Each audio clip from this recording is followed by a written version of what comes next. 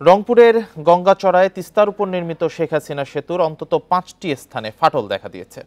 শুক্রবারে ফাটল ধরা পড়ে। কী কারণে সেতুটিতে ফাটল দেখা দিয়েছে তা জানার জন্য এখন অপেক্ষা পরীক্ষা নিরীক্ষার।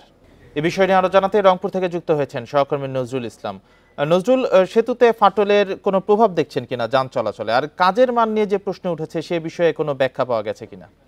প্রথমে জানিয়ে রেখি যে ইন্ডিপেন্ডেন্ট টেলিভিশনের রিপোর্টের পর কিন্তু সকাল থেকে অর্থাৎ একটু আগেই কিন্তু কাজ শুরু করেছে তারা, যে কার্পেটিংয়ের জায়গাটি আমি একটু দেখাইতে চাই যদি ইন্ডিপেন্ডেন্ট টেলিভিশন দর্শকের দেখছে। আপনি নিশ্চয়ই দেখছেন যে আমাদের টেলিভিশনে অর্থাৎ ইন্ডিপেন্ডেন্ট টেলিভিশনের রিপোর্টের পর থেকে কিন্তু প্রশাসনের পক্ষ থেকে তারা কাজ শুরু করেছে, অর্থাৎ যেসব কার্পেটিং উঠে গেছে সেই কার্পেটিংগুলোতে কাজ করছেন।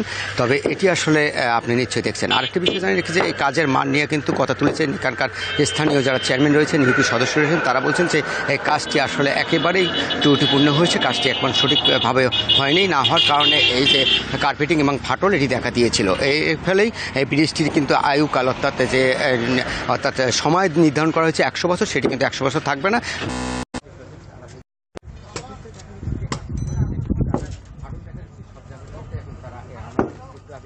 জায়গাতে যেসব জায়গাতে কার্পেটিং উঠে গেছে ফাটল দেখা যাচ্ছে সেখানে তার সংস্কারের কাজ করবেন।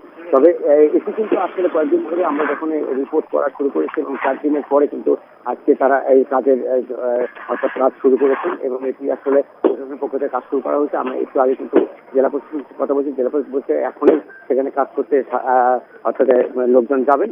সেক্ষেত্রে কিন্তু এই কাজ শুরু হয়ে গেছে অলরেডি, আপনি নিচে দেখছেন। তবে এক সাইড দিয়ে কিন্তু গাড়ি চলাচল করছে, তবে বাকি যে রাস্তাটি রয়েছে সেটি কিন্তু আমরা দেখেছি যে ঝুঁকি নিয়ে কিন্তু অর্থাৎ ছোট ছোট যানবাহন চলাচল করছে। এই ঝুঁকিতে কিন্তু এই যাত্রার যারা স্থানীয় লোক রয়েছেন তারা বলছেন যে লালমনি থেকে রংপুরের যে যোগাযোগ বিচ্ছিন্ন হয়ে যাবে, যদি ওগুলো ভেঙে পড়ে কিংবা কোনো জায়গাতে আরো বড় ধরনের ফাটল দেখা দেয় কিংবা সাথে কেটে যায়, সেক্ষেত্রে কিন্তু তারা বলছেন যে যদি এই জিনিসটি নষ্ট হয়ে যায় অর্থাৎ 3 ঘন্টা সময় আরো বেশি লেগে যাবে। অর্থাৎ টাউনিয়া যে তিস্তা ব্রিজ রয়েছে সেদিক দিয়ে কিন্তু সেই গাড়িগুলো চলাচল করতে হবে, অর্থাৎ এই রাস্তাতে ঘুরে যেতে হবে। সেক্ষেত্রে কিন্তু এই যে লালমনির সাথে ঢাকার এবং রংপুরের যে যোগাযোগ এটি বিচ্ছিন্ন হয়ে যাবে এবং বন্ধ হয়ে যাবে।